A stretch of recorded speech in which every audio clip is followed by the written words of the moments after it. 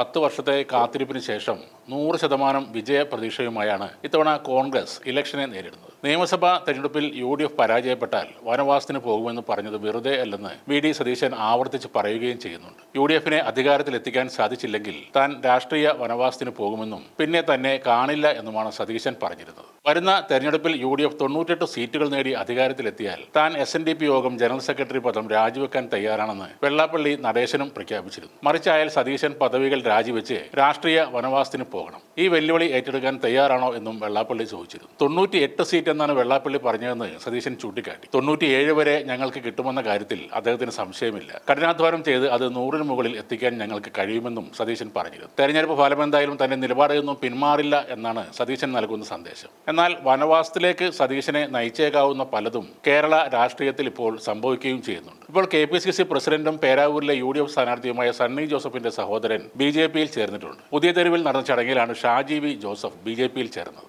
BJP Goa മുൻ സംസ്ഥാന അധ്യക്ഷനും രാജ്യസഭാ അംഗവുമായ സദാനന്ദ ഷെട്ടിയിൽ നിന്നാണ് ഷാജി പാർട്ടി അംഗത്വം സ്വീകരിച്ചത്. മോദിയുടെ വികസന രാഷ്ട്രീയത്തിൽ ആകൃഷ്ടനായാണ് താൻ BJPയിൽ ചേർന്നതെന്ന് ഷാജി പറയുകയും ചെയ്തു. കോൺഗ്രസിന്റെ വികസന വിരുദ്ധതയും വർഗീയ പ്രീണനവും അസഹനീയമാണെന്നും അദ്ദേഹം പറഞ്ഞു. എന്നാൽ സണ്ണി ജോസഫുമായി അഭിപ്രായ വ്യത്യാസമില്ലെന്നും ഷാജി ജോസഫ് പറഞ്ഞിട്ടുണ്ട്. KSUവിലൂടെ പൊതുപ്രവർത്തന രംഗത്തെത്തിയ ഷാജി യൂത്ത് കോൺഗ്രസിന്റെയും കോൺഗ്രസിന്റെയും ഉളിക്കൽ മണ്ഡലം പ്രസിഡന്റായി പ്രവർത്തിച്ചിട്ടുമുണ്ട്. ഷാജി പോയതുകൊണ്ട് കോൺഗ്രസിന് കാര്യമായി ഒന്നും സംഭവിക്കാനില്ല, അത് സത്യമാണ്. സണ്ണി ജോസഫിന്റെ സഹോദരൻ എന്നൊരു പേര് മാത്രമാണ് ഇവിടെ പ്രധാനമായിട്ടുള്ളത്. അതേപോലെ ഏറെ കാത്തിരിപ്പുകൾക്കും സസ്പെൻസുകൾക്കും പൊട്ടിത്തെറിയെക്കുറിച്ചുള്ള സൂചനകൾക്കും ശേഷമാണ് കോൺഗ്രസിന്റെ 2ാം ഘട്ട സ്ഥാനാർത്ഥി പട്ടിക പുറത്തു വന്നത്. K സുധാകരന്റെ വാശിക്ക് കോൺഗ്രസ് ഹൈക്കമാൻഡ് വഴങ്ങിയില്ല എന്നതാണ് ആ പട്ടികയിലെ ഏറ്റവും പ്രധാനപ്പെട്ട കാര്യം. K സുധാകരന് സീറ്റില്ല, പകരം കണ്ണൂരിൽ TO മോഹനാണ് മത്സരിക്കുന്നത്. കൂടാതെ അടൂർ പ്രകാശ്, എൽദോസ് കുന്നപ്പള്ളി, അലോഷ്യസ് സേവ്യർ, ദീപ്തി മേരി വർഗീസ്, പാലോട് രവി തുടങ്ങിയവരുടെ പേരുകളും 2ാം ഘട്ട പട്ടികയിലില്ല. 37 പേരുകളാണ് 2ാം ഘട്ട സ്ഥാനാർത്ഥി പട്ടികയിലുള്ളത്.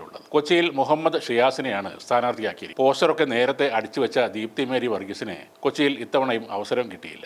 ആറന്മുളയിൽ മത്സരിക്കുന്നത് അബിൻ വർക്കിയാണ്. കായംകുളത്ത് M ലിജുവും നേമത്ത് ശബരിനാഥനും മത്സരിക്കും. അടൂരിൽ അഡ്വക്കേറ്റ് ശാന്തകുമാറാണ് സ്ഥാനാർത്ഥി. വൈപ്പിനിൽ ടോണി ചമ്മണി മത്സരിക്കും. വടക്കാഞ്ചേരിയിൽ വൈശാഖ് നാരായണസ്വാമിയാണ് മത്സരിക്കുന്നത്. പൂഞ്ഞാറിൽ അഡ്വക്കേറ്റ് സജി ജോസഫും ഉടുമ്പൻചോലയിൽ സേനാപതി വേണുവും മത്സരിക്കും. ഏറ്റുമാനൂരിൽ നാട്ടകം സുരേഷും മട്ടന്നൂരിൽ ചന്ദ്രൻ തില്ലങ്കേരിയും പട്ടാമ്പിയിൽ TP ഷാജിയും മത്സരിക്കും. കാട്ടാക്കടയിൽ MR ബൈജുവും തൃക്കരിപ്പൂരിൽ സന്ദീപ് വാര്യരും ഇടുക്കിയിൽ റോയ് K പൗലോസും കോന്നിയിൽ സതീഷ് കൊച്ചുപറമ്പിലുമായിരിക്കും സ്ഥാനാർത്ഥികൾ. MP മാർ നിയമസഭയിലേക്ക് മത്സരിക്കരുതെന്ന പ്രതിപക്ഷ നേതാവ് VD സതീശന്റെ നിലപാടിനെ പാർട്ടി നേതൃത്വം പൂർണ്ണമായി അംഗീകരിച്ചു എന്നാണ് ഈ പട്ടിക പുറത്തിറങ്ങുമ്പോൾ മനസ്സിലാക്കേണ്ടത്. എന്നാൽ ഇവരിൽ ആർക്കൊക്കെ വിജയസാധ്യത ഉണ്ടെന്ന് നിങ്ങൾ തന്നെ ഒന്ന് ചിന്തിച്ചു നോക്കുക.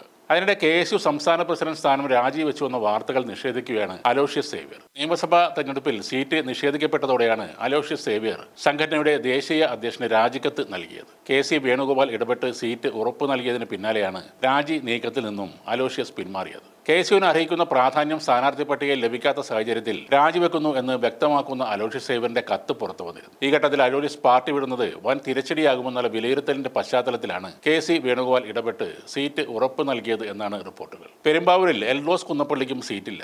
പകരം എറണാകുളം ജില്ലാ പഞ്ചായത്ത് മുൻ പ്രസിഡന്റ് മനോജ് മൂത്തേടൻ പെരുമ്പാവൂരിൽ മത്സരിക്കും. 2016-ലും 2021-ലും പെരുമ്പാവൂരിൽ നിന്ന് വിജയിച്ച കുന്നപ്പള്ളിക്കെതിരായ ലൈംഗിക അതിക്രമ കേസ് കോടതി അടുത്തു തന്നെ പരിഗണിക്കും. കോടതിയിൽ നിന്ന് തിരിച്ചടി ഉണ്ടായാൽ പാർട്ടിക്ക് അത് ക്ഷീണമാകും. അതോടൊപ്പം എൽദോസിന് വിജയസാധ്യത ഇല്ലെന്നുള്ള വിലയിരുത്തലും സീറ്റ് നിഷേധിക്കാൻ കാരണമായിട്ടുണ്ട്. എനിക്ക് കടുത്ത നിരാശയുണ്ട്, വേദനയുണ്ട്, ഒരിക്കലും പ്രതീക്ഷിച്ച നടപടിയല്ല ഇത് എന്നാണ് എൽദോസ് കുന്നപ്പള്ളി പറയുന്നത്. എന്നാൽ തനിക്ക് ഏറ്റവും വലുത് പാർട്ടി തന്നെയാണെന്നും പിന്തുണ നൽകിയ എല്ലാ നേതാക്കൾക്കും നന്ദി പറയുന്നതായും എൽദോസ് പറഞ്ഞു. അതേസമയം കോൺഗ്രസിലെ മുതിർന്ന നേതാവ് AK ആന്റണി തന്റെ പ്രശ്നവുമായി ബന്ധപ്പെട്ടു നൽകിയ റിപ്പോർട്ട് പോലും പാർട്ടി പരിഗണിച്ചില്ലെന്ന് എൽദോസ് കുറ്റപ്പെടുത്തുകയും ചെയ്തു. ഓരോ കുരുക്കുകൾ അഴിക്കുമ്പോഴും മറ്റൊരു കുരുക്ക് മുറുകുന്ന അവസ്ഥയിലാണ് കോൺഗ്രസ്. ലാഘവത്തോടെ നേരിടാമായിരുന്ന ഒരു ഇലക്ഷൻ ഇഞ്ചോടിഞ്ച് പോരാട്ടത്തിലേക്ക് നയിക്കുന്നത് UDFും കോൺഗ്രസും തന്നെയാണ്. അതിന്റെ തിക്തഫലം അനുഭവിക്കാൻ പോകുന്നത് സതീശൻ മാത്രമായിരിക്കില്ല. ഈ ഇലക്ഷനിൽ വിജയിച്ചില്ലെങ്കിൽ BJPയിലേക്ക് കോൺഗ്രസ് നേതാക്കളുടെയും അണികളുടെയും ഒരു കുത്തൊഴുക്ക് തന്നെ ആയിരിക്കും. അവരെ സ്വീകരിക്കാനുള്ള ഷാളുകൾ താമരമൊക്കെ BJPയിൽ തയ്യാറായി കഴിഞ്ഞു എന്നാണ് റിപ്പോർട്ടുകൾ.